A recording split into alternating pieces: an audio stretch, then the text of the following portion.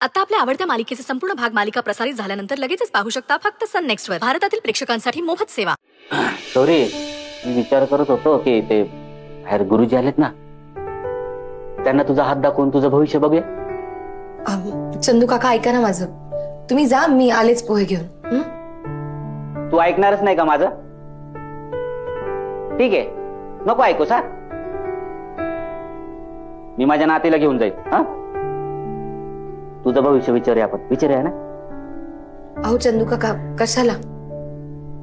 बिट्टीला तिचं भविष्य आपण स्वतः घडवायला शिकूया. हा, मग ठीक आहे ना. मग त्यांना विचारूया की बिट्टी तिचं भविष्य घडवेल की नाही घडवेल ते. हो ना, चालायचं. चला. अहो चंदू काका, कशाला उगाच? ए, मी तुला म्हणलंय का ये बाबा, चल बाबा. हा, तुझ्या पाया पडतोय का मी माझ्या नातीला घेऊन जाणार आहे. हा बेटी, चल आपण. काका, मला जाऊ दे. चल, चला. तू पोहे घेऊन ये. हात पकड. व्यवसायात प्रगतीचे योग आहे. मी सांगितलेल्या मुहूर्तावर व्यवसायाला सुरुवात करा. आणि ज्या शहराची नावं न पासून सुरू होतात त्या शहरात जर व्यवसाय वाढवलात तर तुमची भरभराट होईल. म्हणजे नाशिक असेल, नागपूर असेल, नंदुरबार, नांदेड इत्यादी. बघ, लक्षात ठेव. आणि मी सिद्ध केलेलं एक कुबेर यंत्र पाठवतो, ते तुम्ही नेहमी जवळ ठेवा.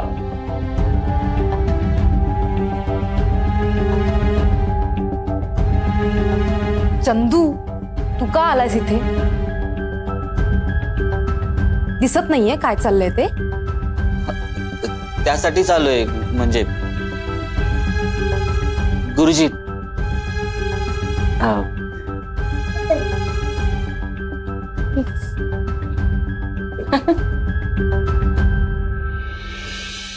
ते मगाशी गोंधळ झाला माझ्याकडून, माफ करा.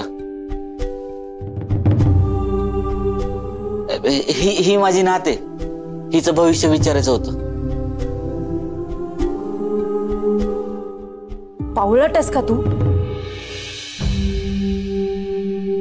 तुला माहितीये का हे किती मोठे ऍस्ट्रोलॉजर आहेत ते? त्या पोपटवाल्या ऍस्ट्रोलॉजर कडे जातो.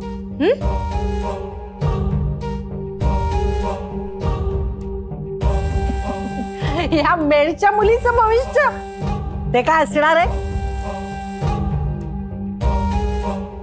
फार फार तर आईपेक्षा मोठी मेड होईल, यापेक्षा जास्त काय?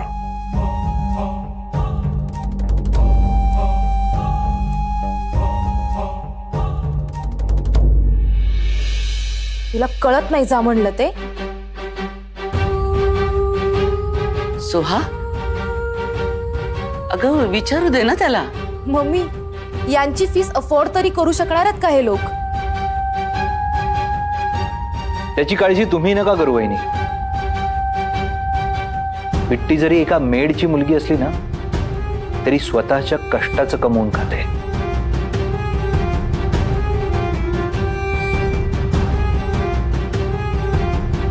कुणाच्या तरी जीवावर बसून नाही खात. बिट्टीचं भविष्य सुंदरच असणार आहे, मला खात्री आहे.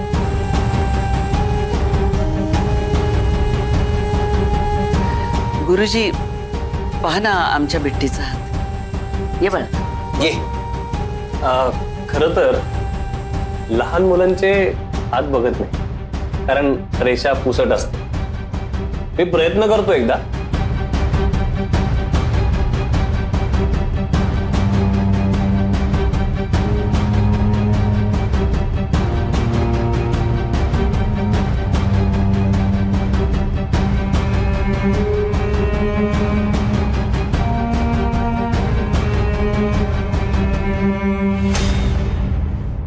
अहो, मुलीच्या नशिबात राजयोग आहे.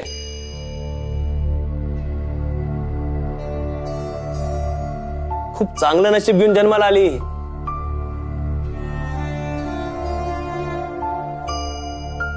खूप उज्ज्वल भविष्य हिचं.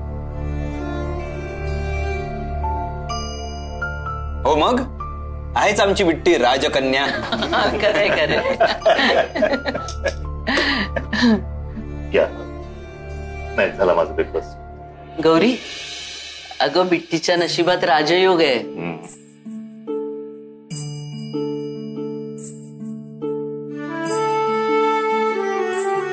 गुरुजी, ही गौरी म्हणजे बिट्टीची आई. बिट्टीसाठी इतके कष्ट घेते की हिच्या नशिबात राजयोग नसताना तरी गौरीने तो आणला असता. वा वा, उत्तम. पण या मुलीच्या भविष्यात आईकडून नाही तर वडिलांकडून राजयोग आहे.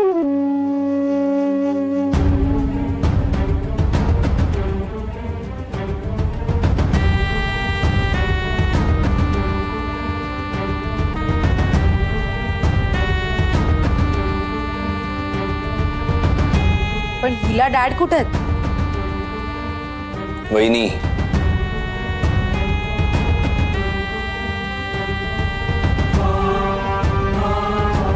बिचारी बिट्टी. आता बाप नसला तरी बापाकडून राजयोग आहे ना, मग तो राजयोग मिळायला एक बाप शोधायलाच हवा. डोंट वरी बिट्टी, मी शोधे ना तुझ्यासाठी बाप. तू त्याच्याकडे गेलीस की तुझं माहिती नाही, पण माझा राजयोग नक्की सुरू होईल.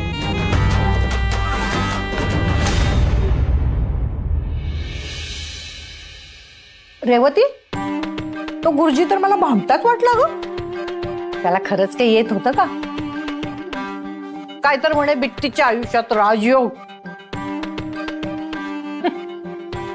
त्या मेडच्या मुलीच्या आयुष्यात राजयोग काही, आणि इथे बापाचा पत्ता नाही आणि म्हणे बाप घेऊन येणार राजयोग. बिट्टीच्या आयुष्यात बिट्टीचा बाप राजयोग घेऊन येतो की नाही माहित नाही, मात्र रेवतीच्या आयुष्यात तो राजयोग नक्कीच घेऊन येईल. वाट बघ. काय? अगं म्हणजे मी पण वाट बघतीये ना, तुझ्या आयुष्यात राजयोग कधी येईल ते. तू पण वाट बघ. तुझ्या आयुष्यात राजयोग आला की मी पण राणीसारखी राहीन ना. पण कसा काय येईल ना राजयोग? अगं ते गुरुजी तर तुझा हात न बघताच गेले. नको बघू दे, ते काय बघतील माझा हात? असेही रेवती स्वतःचं भविष्य स्वतः ठरवते. असेही ग्रह तारे गुरुजी यांच्यात ताकद नाहीये रेवतीचं भविष्य बदलायची. अगं पण मग आता पुढे काय करायचं ठरवलंय? बिट्टीच्या आयुष्यात राजयोग यावा यासाठी प्रयत्न. अगं पण कसं करणार? विसरलीस का? बाप आणणारे राजयोग आणि त्या बापाचा पत्ता नाही. ओ म्हणजे तू आणणार बाप, हो ना?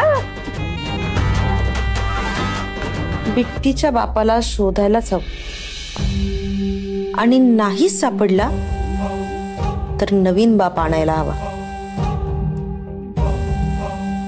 आई, मग मला जड मनाने गौरीची पाठवणी करावीच लागेल.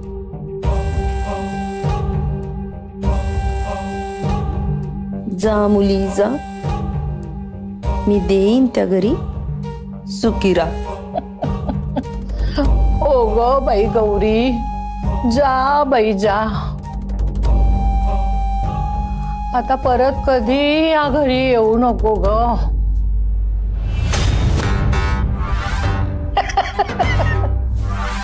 आणि एकदा का या घरातून गौरी गेली की तिला परत नो एंट्री.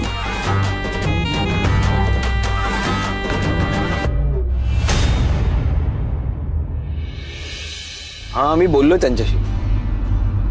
हा, ते कोटेशन पाठवतील. हा, मग पुढची मीटिंग करू ना आपण. ए रुद्र, गाडी वळव, गाडी वळव, गाडी वळव, लवकर लवकर. मी नंतर बोलतो तुमच्या. गाडी वळव ना. काय तुझं महत्वाचं बोलत होतो मी फोनवर. भूक लागली? मला फक्त भूक लागते का? अरे साफल्य आश्रम मागे गेलं. काय काय म्हणाल? साफल्य आश्रम. आश्रम? हा, त्याचं काय? त्याचं काय म्हणजे? आता माझ्या आयुष्याला काहीच अर्थ उरला नाहीये, म्हणून मी संन्यास घेणार आहे. काय म्हणलं? हो. संन्यास? हो. या वयात? हो. अरे बाबा असं नको करू. नाही, तुम्हाला अजिबात अडवायचं नाही. मी संन्यास घेणार म्हणजे घेणार आहे. म्हणजे ठरवलंय? हो. बरं मग रिवर्स घेतो. अरे नाही रुद्र, थांब. अरे थांब ना. अरे कसला मित्र आहेस तू? बरं मैत्री सोड, साधा माणूस की म्हणून तर विचार की मी का संन्यास घेतोय. बरं बाबा का संन्यास घेतोय? वा, केवढी काळजी आहे. राहू दे आता, मला नाही सांगायचं. मग मी गाडी मागे घ्यायची आहे की नाही मलाही कळत नाहीये, पण संन्यास तर घ्यावाच लागणार आहे. मग अशी बघितलं ना गुरुजींनी काय भविष्यवाणी केली होती. तू कधी हात दाखवला? मी नाही दाखवलं, पण बिट्टीची भविष्यवाणी केली ना. तिला वडिलांकडून राजयोग आहे म्हणे. मग माझं कसं होणार? अरे त्यांच्याशी तुझा काय संबंध? काय संबंध म्हणजे? अरे तुला काहीच कळत नाही. संन्यास घ्यावाच लागणार आहे मला. इथे मी माझ्या आयुष्यातला एवढा मोठा प्रॉब्लेम तुला सांगतोय, तुला काहीच कळत नाही. नाही संन्यासशिवाय पर्यायच नाही माझ्याकडे. मी चाललो. बस पुढे चालला. अरे बाबा हे लोक जे काही सांगतात ना ते काही सगळंच खरं होत नाही. आणि झालं तर चांगलीच गोष्ट ना, होऊ दे. अरे काय होऊ दे? अरे काय होऊ दे म्हणजे बिट्टीच्या बाबतीत जर काही चांगलं घडत असेल तर घडू दे ना. खरं तर मला वाटत नाही तसं, कारण जो माणूस बिट्टीसारख्या गोड मुलीला सोडू शकतो तो काय राजयोग आणणार. अरे पण तोच बाप. अयो, आत्ता लक्षात आलं माझ्या. तो माणूस सुधारणार तर नाहीच आहे. म्हणजे जरी तो बिट्टीच्या आयुष्यात परत आला तरी त्याच्या वाईट वागण्यामुळे घरचे त्याला दूर लोटणार. आणि मग काय नाही, संन्यास घेणं कॅन्सल. चल तू. डोक्यावर पडलायस का रे? हा, नशिबावर पडलोय बिट्टीच्या. तिच्या आयुष्यात राजयोग मीच आणणार. चल तू, मजा बघ. तू डोक्यावरच पडलायस. जा त्या आश्रमात मिळतो राजयोग. जा घेऊन जा. नाही सॉरी. जा ना, जा.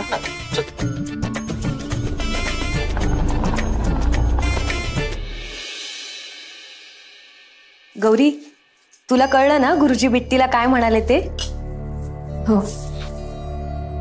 तसं झालं तर खरंच किती छान होईल ना. बिट्टीचं आयुष्य सुखात जाईल. आणि तसंही बिट्टी किती गोड मुलगी आहे ग. मग काय ठरवलंयस?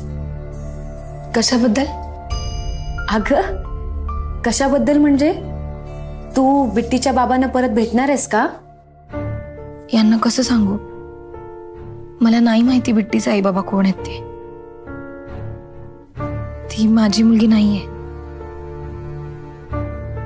बिट्टीचे आई वडील खरंच परत आले तर?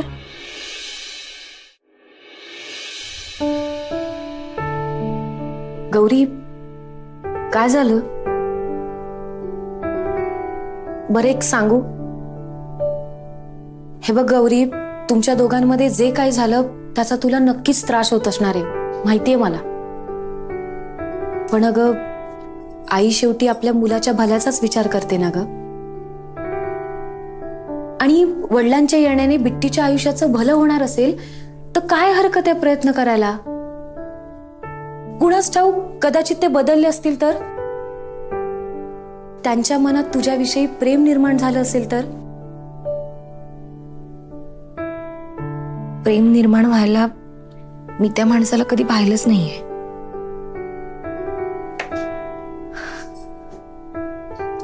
आता माझंच बघ ना. यांना मी अजिबात आवडत नाही. त्यामुळे आमच्यात असं काहीच नातं उरलं नाहीये. गौरी, एकमेकांवर प्रेम असतं ना तेव्हा मुलं होतात. आणि मग तीच मुलं आपल्या आई वडिलांना एका नात्यात बांधून ठेवतात. आम्हाला ना मूल होणार ना आमचं नातं.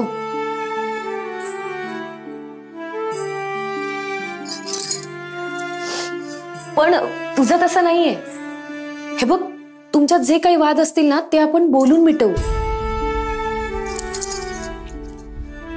गौरी, हे बघ, बिट्टीच्या आयुष्यात राजयोग आहे की नाही हे मला नाही माहिती, पण बिट्टीला तुमचं दोघांचं एकत्र प्रेम मिळणं हे काही राजयोगापेक्षा कमी नाहीये.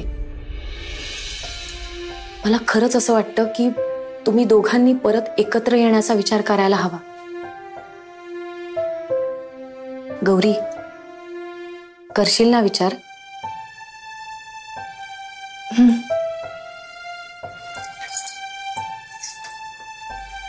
मग कुठे राहायचं तुम्ही? ते अजून तिथेच राहतात का? अरे चला चला, अरे आवरा लवकर. अरे बाबा येतोय बाबा. काय? बिट्टीचे बाबा येत आहेत? बिट्टीचे बाबा येत आहेत? मला कोण बोललं कसं नाही? गौरी, तू पण मला काय सांगितलं नाही? अहो चंदू दादा, असं काय करताय? तुम्हीच तर आता म्हणालात ना. मी काय म्हणालो? मी म्हणालो आणि लगेच विसरलो पण. अहो चंदू दादा, असं काय करताय? तुम्हीच तर आता म्हणालात ना बाबा येत आहेत. अच्छा त्या बाबा येत आहेत. अगं बाबा येत आहेत म्हणजे कियान बाबा येतोय. ते रोहित दादा भेटले होते, एकदम खुश होते. मला बोलवते त्याच्या आवडीचे पदार्थ बनवा, म्हणजे नूडल्स बनवा, पावभाजी बनवा, परत त्याला काय आवडतं पास्ता बनवा. खूप खुश होते बघ. आणि खुश असणारच ना ग, किती दिवसानंतर एक बाप पोराला भेटणार आहे. आनंद वाटतो. आला वाटतं कियान. अरे आले, अरे बाबा आले रे आले. बरं झालं कियान परत आला. मुलाला बाबा हवेतच, हो ना गौरी?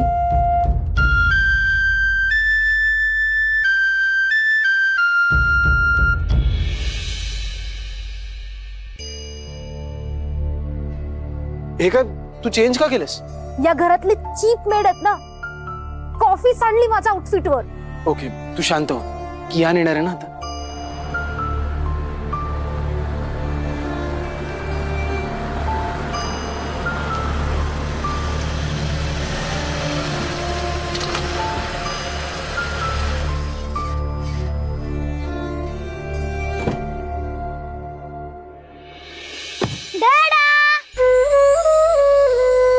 कियान,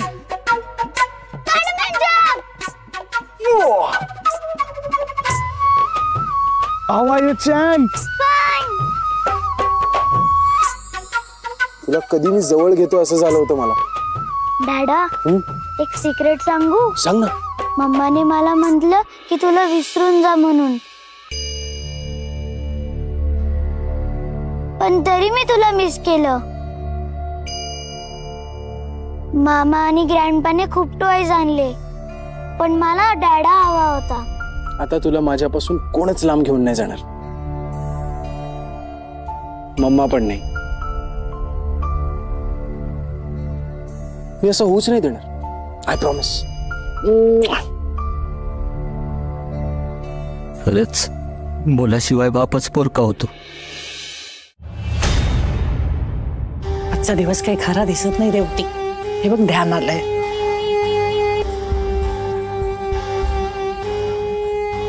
कियान, आता तुझा डॅडा तुला जे हवं ते दे. डॅडा, नवीन मूवी आलाय स्पायडरमॅन 5. आपण जायचं का? ऑफकोर्स माय पीटर पार्कर, जाऊयात आपण. ए मी पण. मला पोरकं करून कुठे गेलात? तुमच्या दोघींशिवाय जगण्याला काहीच अर्थ राहिला नाही.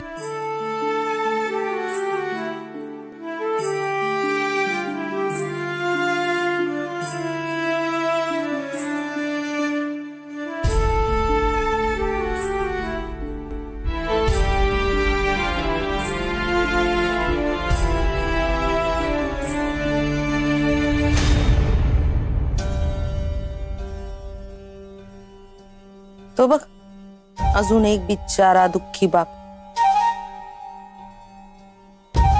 हाच उपयोगी पडणार आहे. पण चंदू, हा मला जरा ब्लॅक कॉफी आण. आणतो.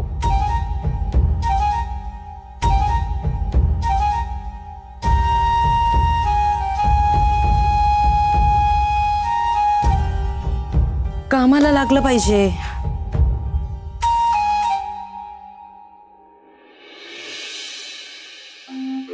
असं जाळं टाकणार होती की शिकार पक्की जाळ्यात अडकली पाहिजे. तू काळजीच करू नको, बघ मी काय करते.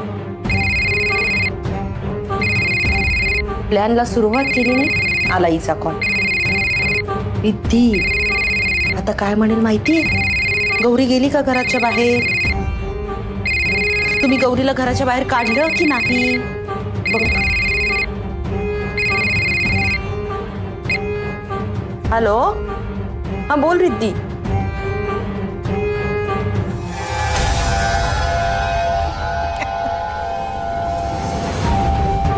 रिद्धी, अगं पॅनिक मोडवर का असतेस तू सतत?